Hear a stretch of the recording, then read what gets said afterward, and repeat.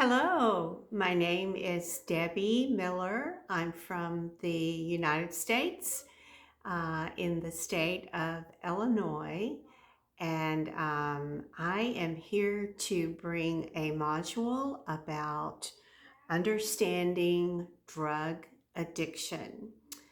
I want to begin this module by listening to a video uh, that has been produced by the National Institute on Drug Abuse, and the testimony is by this artist by the name of William Stower, and it's called Breaking Down the Stigma of Addiction, a Witness's Story Through Art. So I'm going to pause right now my speaking and allow the YouTube video to play of this artist testimony.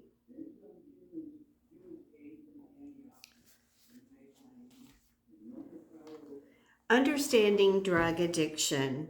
These are excerpts from the National Institute on Drug Abuse. What is drug addiction? That's a question that all of us want to know.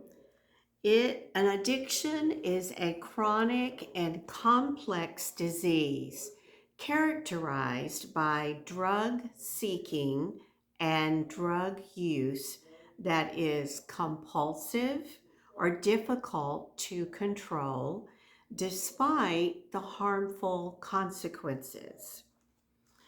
Individuals and families seek to understand why or how other people can become addicted.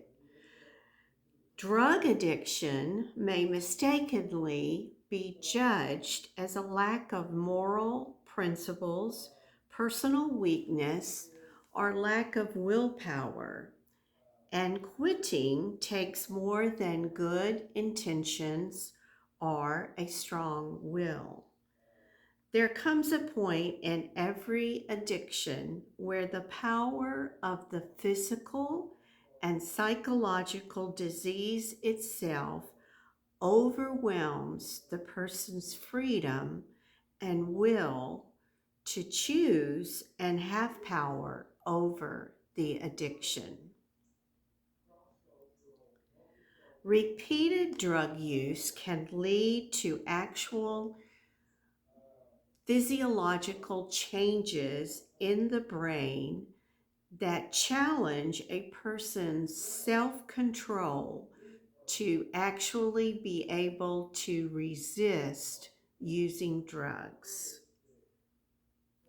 Drug addiction is considered a relapsing disease due to these persistent brain changes and the body's tolerance mechanism to keep having more of the drug until it destroys the body, mind, and spirit of the person. This can eventually result in death without any intervention. Drug addiction treatment should be ongoing and reviewed and modified to fit the patient's changing needs. I'd like to explain more about what happens in the brain. Initially, taking drugs affects the brain's reward circuit, causing a euphoria as well as flooding it with the chemical messenger dopamine. These are neurotransmitters. We have 3 of them in our brain that the body naturally produces, and that is serotonin, norepinephrine, and dopamine. A properly functioning reward system motivates a person to repeat behaviors needed to thrive as a person. So, in a properly functioning reward system in the brain that motivates a person to repeat behaviors that cause a person to thrive.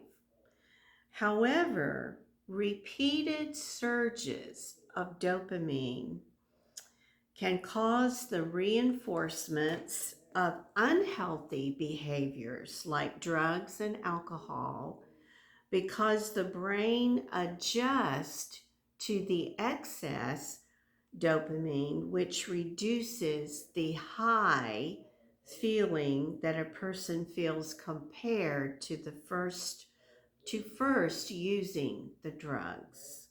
So this is what we call the tolerance phenomenon. So let me repeat that. If a person is chronically using drugs, then there are these repeated surges of the neurotransmitter dopamine that cause the reinforcements of unhealthy behaviors. So, this is actually part of what we call a medical disease. And the brain adjusts to all of this excess dopamine, which then reduces the high experience and feeling that a person has when compared to first using drugs. So I hope that makes sense to you, but this tolerance builds in the brain and thus requires more and more of the drug in order to reach that high experience physiologically. So this is called a tolerance phenomenon. The long-term use of drugs also causes changes in other brain chemical systems and circuits as well, affecting functions such as learning, judgment, making decisions and judging a situation accurately, stress, memory, and behavior. So, all of these other functions of the brain are affected by the drugs and the changes in the brain that the drugs are causing, repeated use of drugs. So, in summary, addiction by its very nature is chronic and progressive. Thus, it will be repeated and it will get worse if there is no intervention. There is no permanent cure for addictions, only permanent abstinence. And we're going to talk about treatment, recovery, and treatment for drug abuse and addiction in another module. But drug abuse addicts must enlist help and support for recovery and/or go to an inpatient or outpatient treatment center or program. Now, another section I want to cover is drug addiction and mental illness. And in the field of science and medicine, they are discovering that there can be a dual diagnosis or co occurring, they occur together, A co-occurring disorder when people live with mental illness disorders such as bipolar or schizophrenia, and they also can have substance abuse problems, so drug addiction, and they can co occur. It is estimated that 50% of those living with mental health problems also have substance abuse problems. 50% of those living with mental health issues or problems or disorders also have substance abuse problems in order to cope with such overwhelming symptoms caused by the mental health issues. No matter which one comes first, drug abuse or mental health issues, one is a risk factor to the other, no matter which one comes first. There are drug and alcohol screening tools to help identify some of the overwhelming symptoms for people with co occurring disorders. Those people that might have mental health issues, um, disease, as well as drug abuse.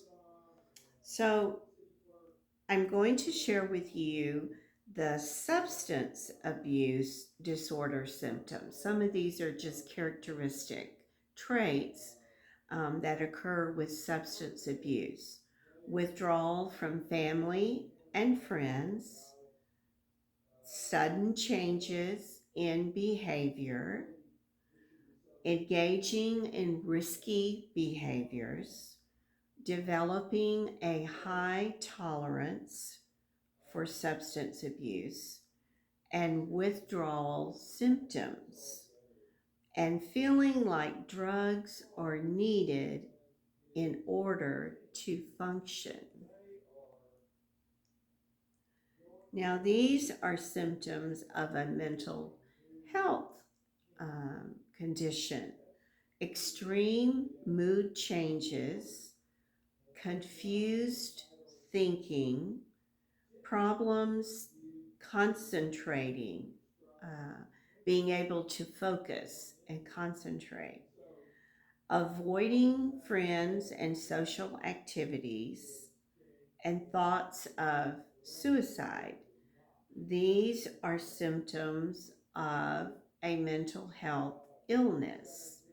And sometimes these groups that I have named, the substance abuse symptoms and the mental health illness, are characteristic. Some are similar and a few are different.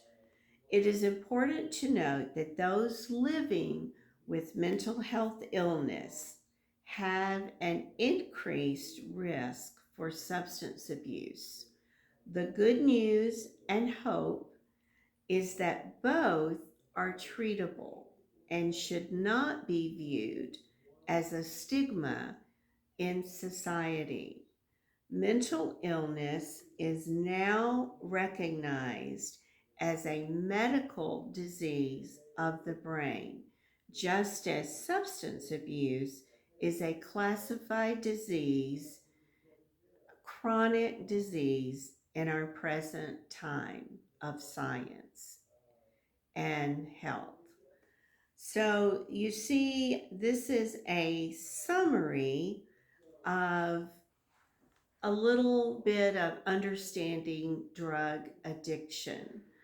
Um, as you heard in the testimony, that there can be a very taboo, uh, very negative stigma on people that have drug abuse, substance abuse, or mental health illness. And Hopefully, in countries around the world, developed countries, we are beginning to turn that around.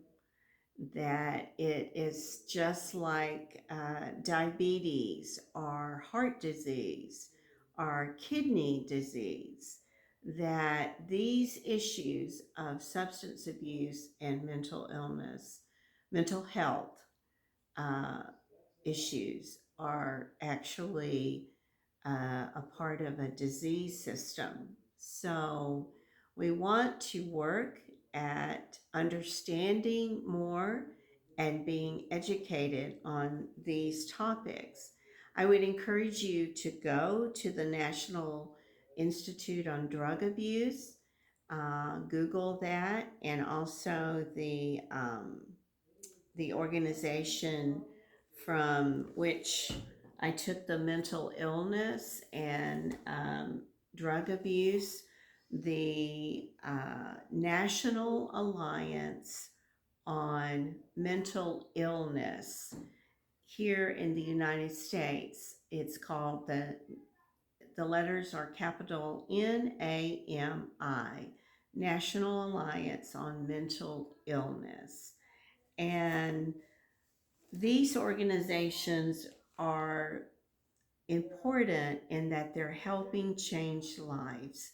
And we're going to talk in our next module about treatment, or about the more about the symptoms and risk factors of this disorder. I guess we can call it that. And it is treatable. So thank you very much, and hope to see you in the next module. Bye-bye.